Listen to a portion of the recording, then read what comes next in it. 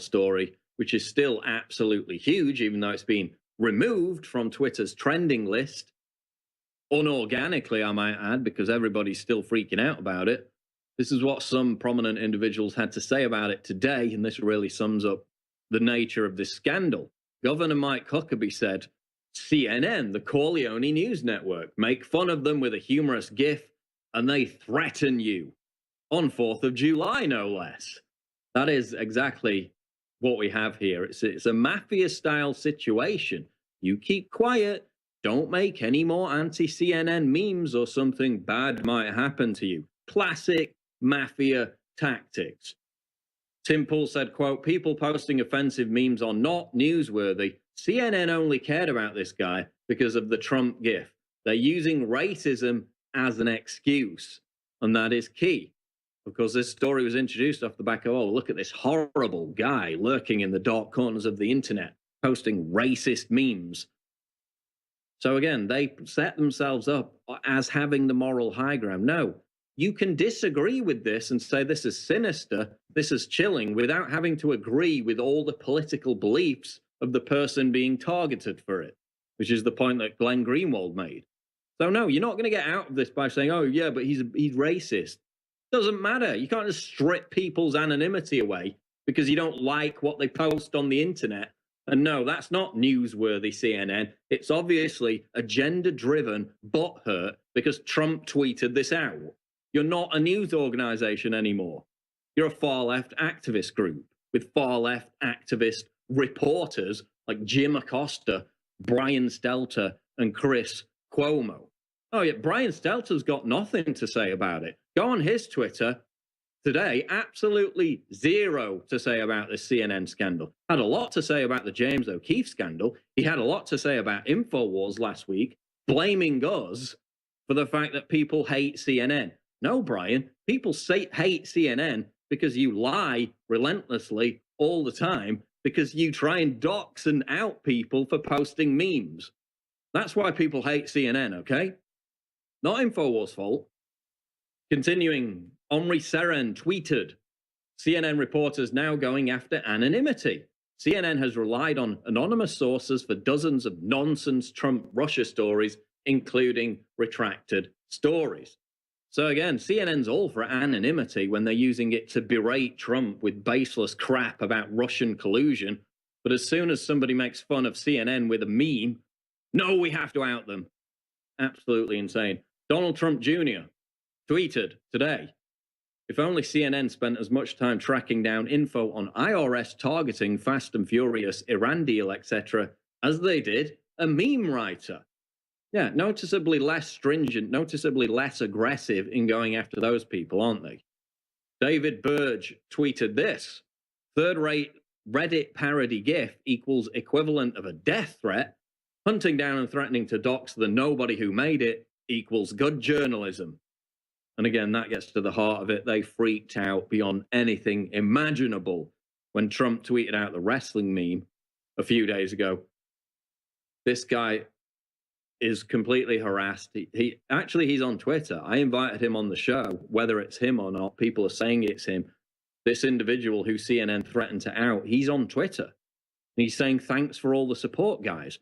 So again, if this guy was really apologetic with this statement that supposedly came organically with no pressure whatsoever from CNN, and by the way, the memes on that are hilarious. Otto Warmbier in a North Korean prison apologizing for everything he's done. That's what they're comparing it to. But again, if he was so apologetic and if it was all after CNN or before CNN even contacted him, then why is he now on Twitter saying, thanking us for the support? I think there's a side to the story not being told there, isn't there? Chris Barron tweeted, so it's bullying for Trump to respond to attacks by a millionaire TV star, but journalism for CNN to blackmail a guy who made a GIF. One rule for them, another rule for everybody else. Bottom line, CNN essentially blackmailed a private citizen because he made fun of CNN. Let that sink in. Oh, but he's racist, so he can just strip his rights away and reveal his identity. No, it doesn't work like that. Does not work like that. People are asking, should CNN have their White House press credentials removed for harassing, threatening to dox a private citizen. What other news organization can get away with that and still have White House press access? I think is a very pertinent question to ask. Now we've got another angle to it, which is this whole idea that the public would freak out and act out violently on a joke Trump tweet about WWE, which is a sports entertainment company that isn't real, by the way. By the way, CNN, wrestling's not real. It's not real violence. So there's this whole narrative. Will the American public just freak out and start violently attacking reporters because of a joke Trump meme? Again, that bigotry of low expectations, treating Americans like animals who just react violently to any kind of stimulus whatsoever. Like when they used to say video games caused violence with no evidence whatsoever that that was true. They're doing it once again. This is out spiked. I'll read a passage from it because it's very interesting.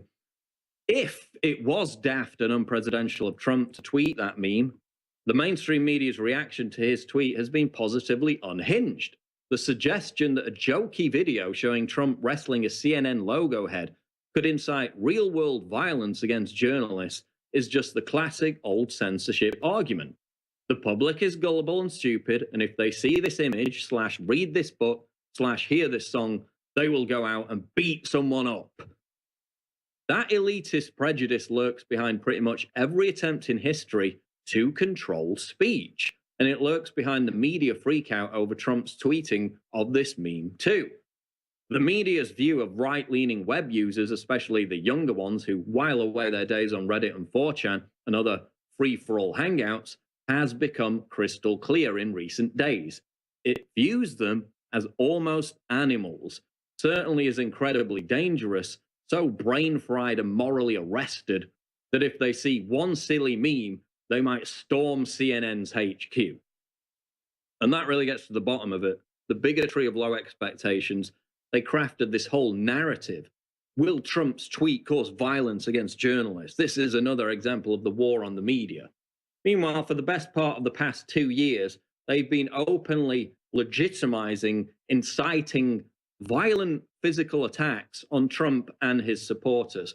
They had the guy on their show within 48 hours who tried to jump the stage in Ohio, I think it was, last year to physically attack Trump.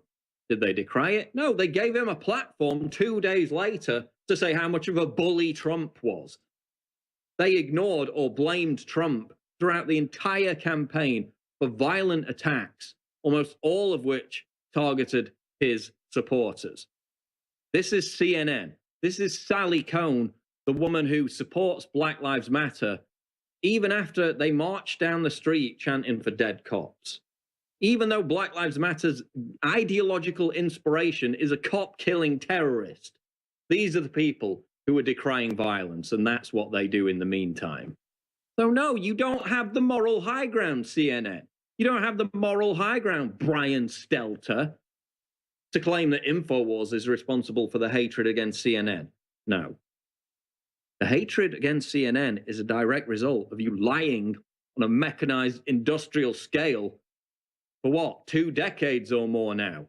That's the source of the hate. Trust in media was down in the toilet long before Trump came along, CNN.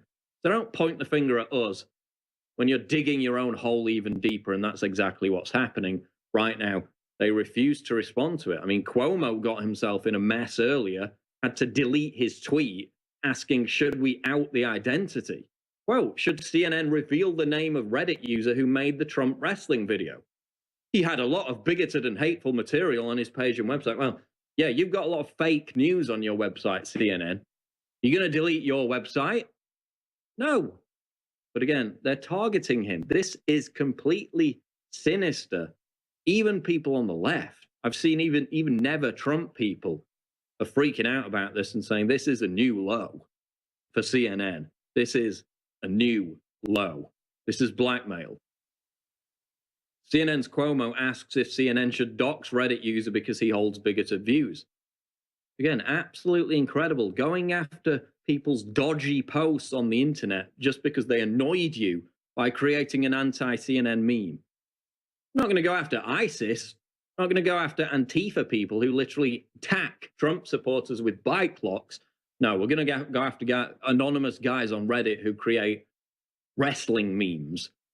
Video, CNN host ecstatic about exposing and identifying Trump meme creator. In fact, we've got this clip. This is off CNN New Day from this morning where they're up there celebrating this. Let's go to the clip.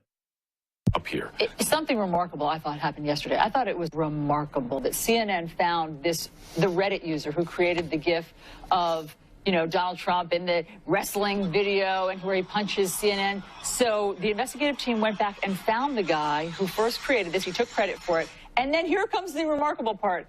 He apologized.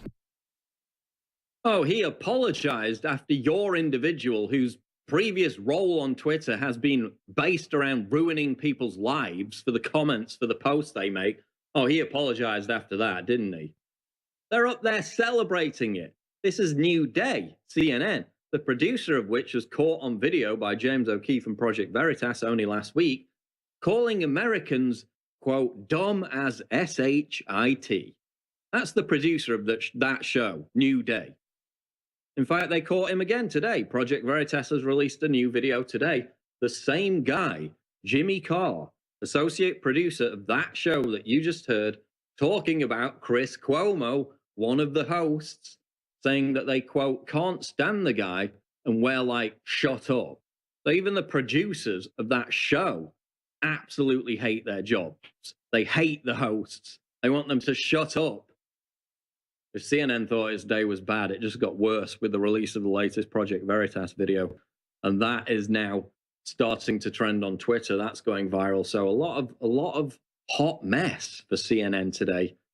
But again, they brought it on all themselves, and they keep digging the hole even deeper. A few minutes left in this segment, though, so I'm going to move on to some other news. Anti-cop Hillary supporter assassinates mother of 3 in unprovoked attack. This, of course, happened early hours of Monday morning in New York City. The guy walks up to the female police officer, mother of 3, guns her down in cold blood, puts his hood up, walks up to the vehicle passenger side, guns her down in cold blood.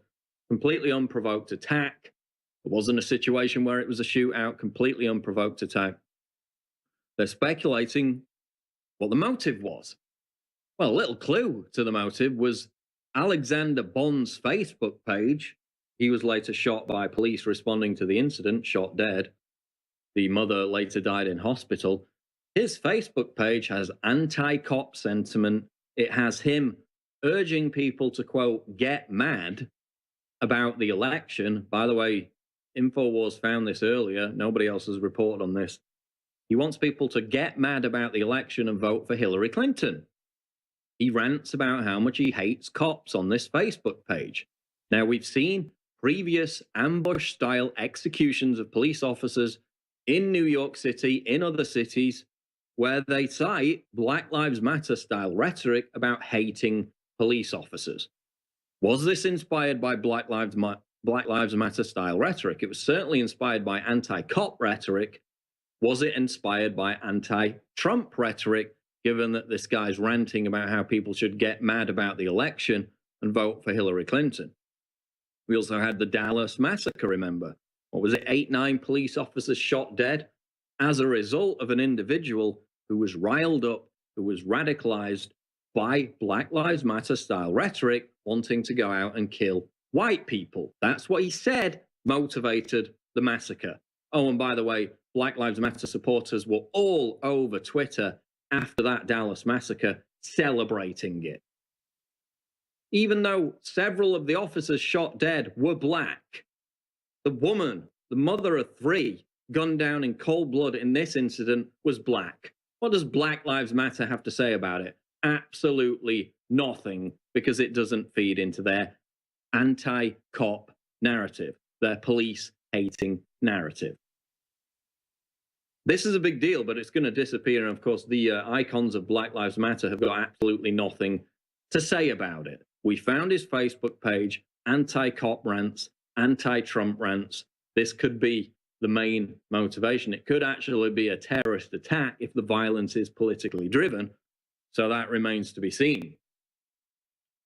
New report, majority of voters back Trump's travel ban. This is a poll released by Politico. It shows that a clear majority of voters support Donald Trump's travel ban. 60% of voters back the president's policy, with 84% backing the restrictions, 56% of independents, 41% of Democrats support the ban as well. We'll be back to talk